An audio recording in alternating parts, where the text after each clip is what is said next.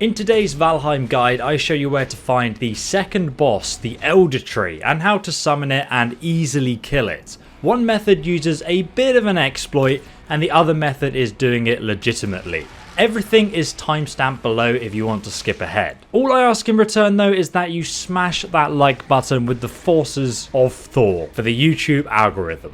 So starting out, I'm going to show you guys how to actually find the boss location on your map. Now, since the map is completely randomly generated and everyone's map is different, it's actually possible there is more than one elder boss in your game. For example, I have one just here and I have another one just over here. So starting out, let me show you where to find the elder boss. And by the way, if you guys are wondering why I'm in full bronze with a bronze axe and a fine bow, check out the video I made yesterday because I explain exactly how smithing and mining works and how to get fine wood to craft yourself a very powerful bow that's going to be extremely useful with this next boss fight. So I recommend actually watching that video before this one. So to find the elder boss location, you need to go to the Black Forest. You need to go from the meadow starting area and find the dark forest area. If you look on the top right of the mini-map, as I cross over into this area, you'll see the name actually changes to tell me I'm now in the Black Forest. On the map, this kind of looks like a bit of a darker woodland area just over here. So as you're wandering the Black Forest, you're going to come across these sort of castle-like structures.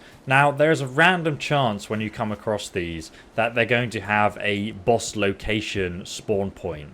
So just here you can see in this one, it actually has the Vegvisser the Elder register location. So if you press E, it's actually going to show me a location of the Elder boss.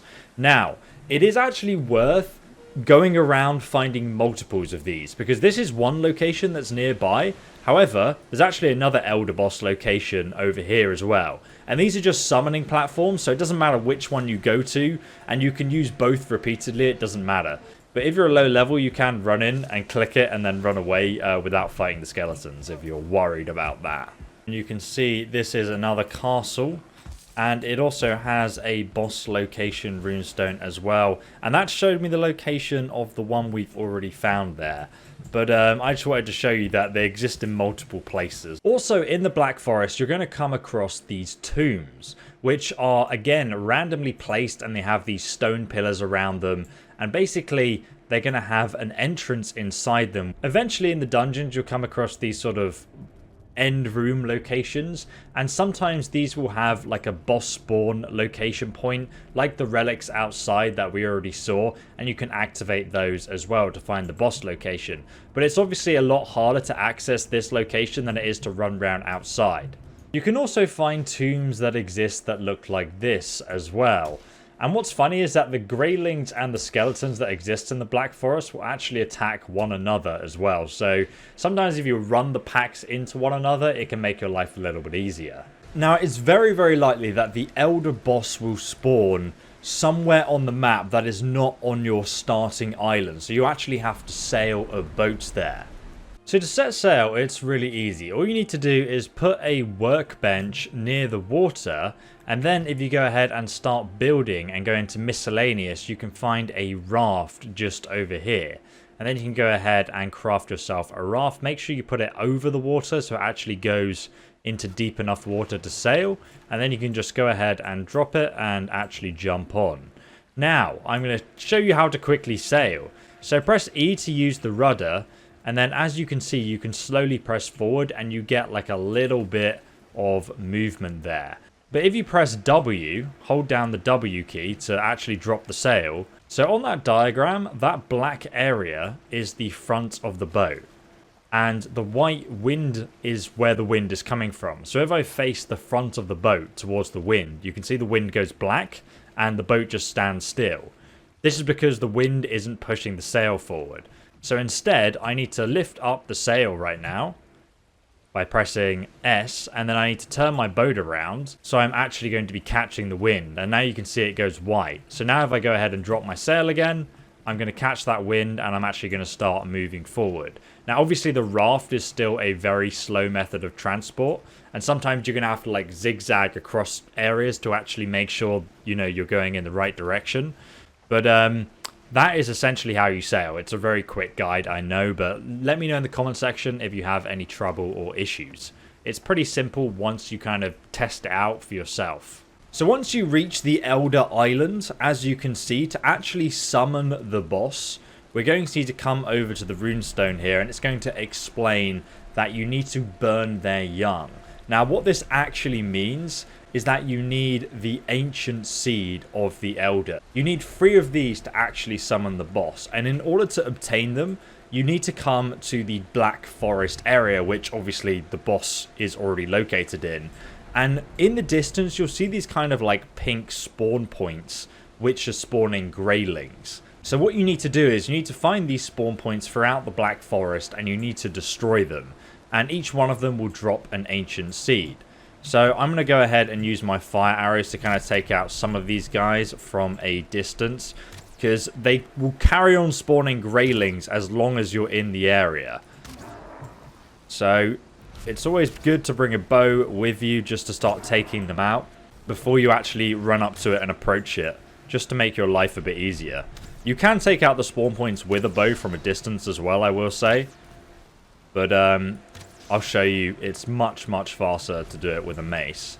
As you guys can see, if I fire a shot over there, it does 28 damage. I'll show you how much damage it does with a mace in a moment. It's really the grey dwarf brutes that you have to look out for. If you look, when they attack you, they have a really slow wind up. So if you save your stamina for as soon as they start to wind up their attack and then run away, that's a really good way of like completely dodging their attacks. You know, you can pretty much step back from them as well. Or if you actually block just before they hit you, you'll stagger them massively. And also the greyling brutes that we just killed have a chance of dropping the ancient seed as well. So sometimes it can be good to actually leave the spawner alive so the game carries on spawning them, and then you can get unlimited ancient seeds and you can literally carry on spawning this boss and farming it for like tons of experience and archery experience, which I'll explain how to do in a moment. It's like kind of a bit of an exploit, but it's really cool that you have the option to repeatedly summon it. So to actually stop the spawner from spawning grey dwarfs, you're going to want to run over to it and then just start yeeting on it. You can see the seedling just inside of it here. And now we've destroyed it, we can pick up that seedling. And as you can see, I've got 10 ancient seeds now. And then obviously you've stopped all the grey dwarfs from spawning, so I can go ahead and finish off the rest of them. So after you've got enough seedlings, you're going to want to put them in your quick slot. So then you need to walk up to the shrine and you need to press whatever quick slot button you've got, and then you will summon the Elder. But before we do that, we need to prepare for the boss fight, because there's a few cheese methods we can actually use to defeat the Elder very easily. The first thing I recommend you do is actually mine some rock. So I'm just going to go ahead and mine some down here. Now obviously you may also want to build a place to sleep close by so you have a spawn point. And then what we're going to do is we're going to craft a bunch of campfires along the edge like this. To kind of like zigzag them like so. And essentially what this is going to do is it's kind of like a cheese method of making the boss constantly be on fire without even our fire arrows. So you're going to be doing tons of damage to them. You can literally run around in a circle and he'll just take damage and die. So as you guys can see, I've built fires all the way around the edge of the stadium where we're going to be doing this boss fight. And the boss is literally going to run around in a circle and constantly burn. The next thing you're going to want to do is another cheese tactic, which I've actually realized you can underdig this place by... Oh, there's a greyling there. So you can actually underdig this area, which is pretty funny because it means you can hide underneath here from the boss. If you just carry on digging downwards. Do take care though, because you will discover water. But as you can see, now I have like a hiding place from the boss. He can't hit me under here because his abilities don't go through here. So as you guys can see, I've now got a hiding place where the boss won't actually be able to touch me if I stand under here. In order to get out, you basically need to save up your stamina and you need to sprint and jump on that wall and then you'll be able to get out. But what you also want to do is, because the boss can't get you down here, make sure you leave this gap so you can jump down yourself. But then you're going to want to build fires around this pit so that as the boss tries to get to you, he'll just set himself on fire. So, you know, you won't even need to attack him, essentially. So now, my friends, we can begin the boss fight, and I'll show you, you know, we're pretty much going to cheese it. So let's go ahead and offer 3 ancient seeds into this bowl and prepare our bow as well. I'll show you how to do the boss fight properly after he spawns. But first I just want to show you how broken this method is. So there you go. He's already on fire. He's taking damage. I'm not even going to attack him. I'll just let him take damage to all those campfires. Now the trick is that you don't want him to stomp attack you. So he's using all his vines. We want to hide behind the pillar here so he can't use his ranged attack on us. But obviously every time he summons those vines, you're going to want to move away from him, because those vines do a ton of damage. See, so he's summoning some roots around me, so I'm just going to go ahead and walk behind this pillar where there's no roots, and I can continue to fire down hell upon him from here. He seems to be very confused about actually coming over to fight me though, which I think is because of all the fireplaces. So what we can do now is we can just jump down our little hole that we made, and we can stand underneath it. As you can see, he's walking around above us. He's summoning roots, but they can't get to us because we're underground. And he should walk over here and actually get set on fire again if he doesn't destroy all our bonfires that surround the area. And while we're down here, we should just be able to shoot him with arrows like so. So this is the way you completely cheese the boss with literally no skill required. But obviously it is a very boring way to kill him. I'll show you how to do it properly in a moment, but we can literally just bring him down by sitting in this hole, and there's nothing he can do against us. Even his range attack won't hit us. It actually hits the ground above us, and there's like an invisible wall by the looks of it. Come back over here, sir. Yeah, look, we are completely immune to damage down here, which is absolutely hilarious. Nothing can hit us. And he just keeps setting himself on fire from our bonfires and continuously taking damage. I think if you were patient enough, you could probably just sit here AFK and kill him slowly by fire.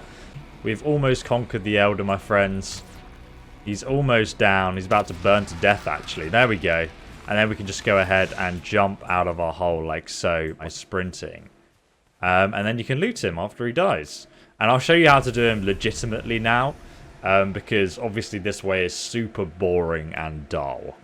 So he's dropped the Elder Trophy, which you can hang on your base over here where you first spawn at the start of the game to get his unique ability, which increases your woodcutting skills. And he's also dropped the Swamp Key. And you actually need the Swamp Key when you reach the swamp to access the swamp dungeons where you can mine iron and upgrade all of your armor and weapons once again. But the swamp boss himself is actually a lot harder to kill. So the next guide I'll be doing will be linked below on that. But now I'll be showing you how to actually fight the boss properly without cheesing him. So let's go ahead and once again summon it. So I just want to show you in melee combat with an axe that he's very easy to block. You can just parry him like that, and then he doesn't do any damage. But let's just run away from his roots, and now we're going to use our flame arrows because it's just much faster way to kill him. So we're going to stand behind this pillar here, and we're just going to start shooting flaming arrows at him, as you can see. Every time he uses his ranged attack, just move back behind the pillar there, and he'll never be able to hit you. As you can see, you know, the pillar just tanks all that damage.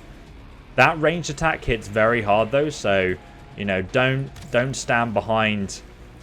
Make sure you are standing behind the pillar and not a tree, because it does destroy trees. But as you can see, like, he's slowly burning to death from these fire arrows. And as soon as he like summons those roots underneath you, you're going to want to run to the next pillar. And then just like let your stamina regenerate. Always have a little bit of stamina left. Great, he's just got some greylings over, so let's deal with these guys. And now he's run over to come and say hello, so let's start sprinting away from him. And we'll get our bow out again and just start hailing down some fire arrows. Just keep away from the roots. Those are like the biggest threats. And make sure you always have a pillar between you and him, and you literally just can't go wrong. Then you're just going to carry on setting him on fire. There we go. He is defeated. Beautiful. So we've killed him twice over with 2 different techniques there. Obviously, if you want to farm him, you should probably use the first technique because it's just so much easier. Once you attach the Elder Trophy to the Standing Stone, you can use the ability for faster wood cutting, which is obviously pretty damn useful if you're farming out tons of wood. But the next boss we're going to be beating in the next episode, link down below in the description, in the Swampland. And he is probably one of the hardest bosses in the game, especially with the power creep of how the bosses are. The other bosses are a lot easier to kill. So you can check out that video linked below, but please do drop a like if you enjoyed this one and subscribe with the bell icon if you want to catch me on my live streams and also jump in on our own server as well and become a true battle brother.